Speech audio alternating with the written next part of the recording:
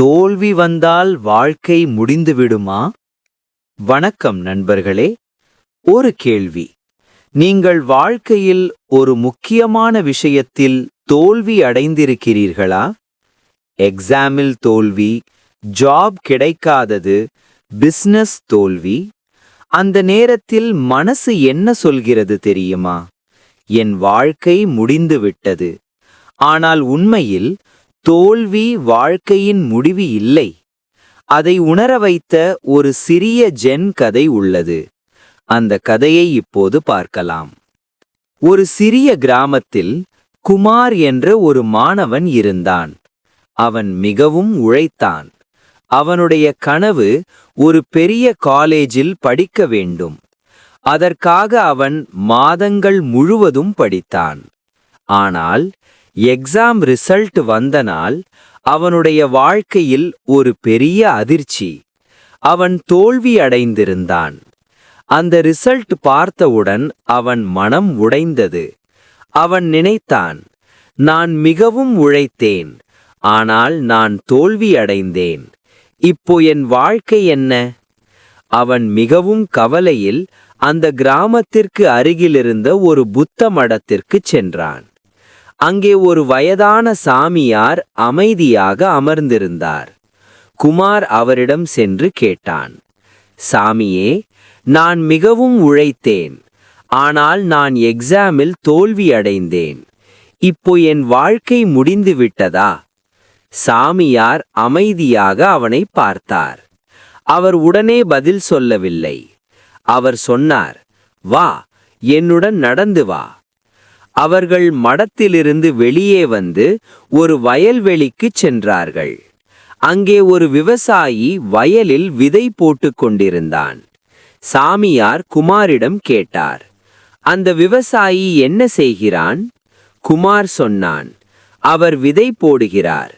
சாமியார் கேட்டார், அவர் விதை போட்டவுடன் அடுத்த நாள் பயிர் வருமா? குமார் சிரித்தான், இல்லை சாமியே, அதற்கு நேரம் தேவை. சாமியார் மெதுவாக சொன்னார், அப்படியே வாழ்க்கையும். ஒரு விதை முளைக்க மழை தேவை, நேரம் தேவை, பொறுமை தேவை. சில விதைகள் முதல் முறையில் முளைக்காது. அதனால் விவசாயி விவசாயத்தை நிறுத்திவிடுவாரா? குமார் அமைதியாக இருந்தான். அவன் புரிந்து கொள்ள ஆரம்பித்தான். சாமியார் சொன்னார், தோல்வி என்பது வாழ்க்கையின் முடிவு இல்லை, அது ஒரு பாடம். நீ தோல்வி அடைந்தாய் என்றால் நீ இன்னும் கற்றுக்கொண்டிருக்கிறாய். ஒரு விதை போல நீ மீண்டும் முயற்சி செய்ய வேண்டும். குமார் கேட்டான், அப்படியானால் நான் என்ன செய்ய வேண்டும்? சாமியார் 3 விஷயங்கள் சொன்னார். 1. தவறுகளை கண்டுபிடி. நீ எங்கே தவறினாய் என்று பாரு. 2.